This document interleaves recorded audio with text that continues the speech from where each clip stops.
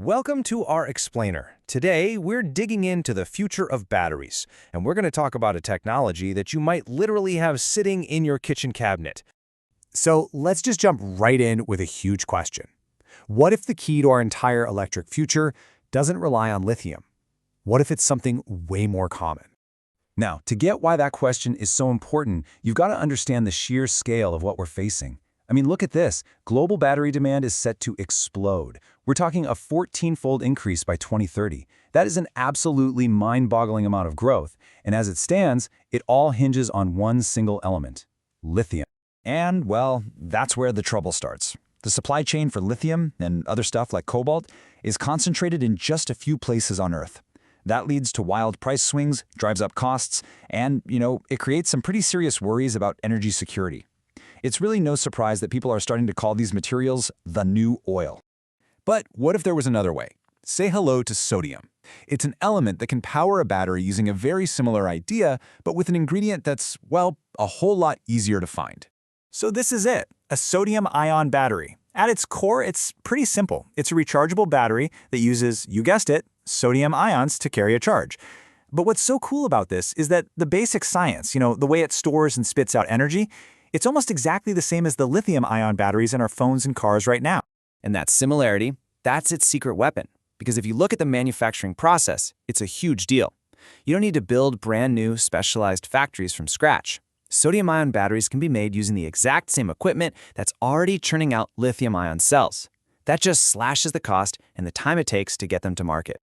Okay, so this brings us to sodium's biggest selling points. We're talking about a battery that's built with stuff that is way more abundant, way cheaper, and, maybe even a little bit safer. So what's the killer advantage here? Well, for starters, sodium is one of the most common elements on the planet.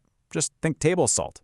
And the other parts, things like iron and manganese, they're everywhere too. This immediately brings down the cost of materials and helps us sidestep all those tricky geopolitical risks that come from depending on just a handful of countries for your supply. This chart really breaks it down. Look at the cathode. You swap out pricey lithium and cobalt for everyday sodium and iron. But the real game changer? It's the anode current collector. Lithium-ion batteries have to use expensive copper. Sodium-ion batteries, they can use cheap, lightweight aluminum for both collectors. That's a massive win for cost and for weight. And this chart on global supply, wow, it really puts everything into perspective. See how the mining for lithium and cobalt is packed into just a few countries? Now, compare that to the materials for sodium batteries. They come from all over the world, which means a much more stable and diverse supply chain for everyone. And listen, this isn't just some theory stuck in a lab anymore. Oh no, sodium-ion tech is making the leap into the real world as we speak. And hey, don't just take my word for it. As this user points out, this stuff is already on the market. CATL, which is one of the biggest battery makers on the planet, has been selling sodium-ion cells for about a year now. And they're not the only ones. We're talking about industry giants like Northvolt over in Sweden and pioneers like Heine in China. They're all pouring money into developing and selling this technology. This is a really serious push from some of the biggest players in the game. So what's the catch? There's always a catch, right? Well, it's really important to see sodium-ion as less of a total replacement for lithium and more of a really powerful teammate. The main trade-off comes down to something called energy density. The best way to think about it is like packing a suitcase. Lithium-ion is just better at packing more energy into the same amount of space and weight.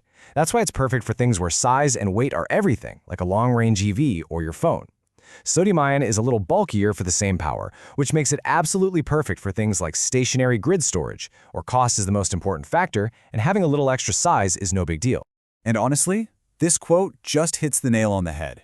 The future of batteries isn't about one winner. It's about using the right chemistry for the right job. There is no one-size-fits-all solution here. It's all about having a whole toolbox full of different options. So, the big question is still out there, as our need for energy storage just keeps going through the roof for our grids, our homes, our cars. Could sodium be the quiet workhorse that powers the next billion batteries? When you look at the low cost and the endless supply of materials, you gotta admit the potential is just huge. You can find all the sources we pulled from for this explainer right here on the screen. Thanks so much for watching.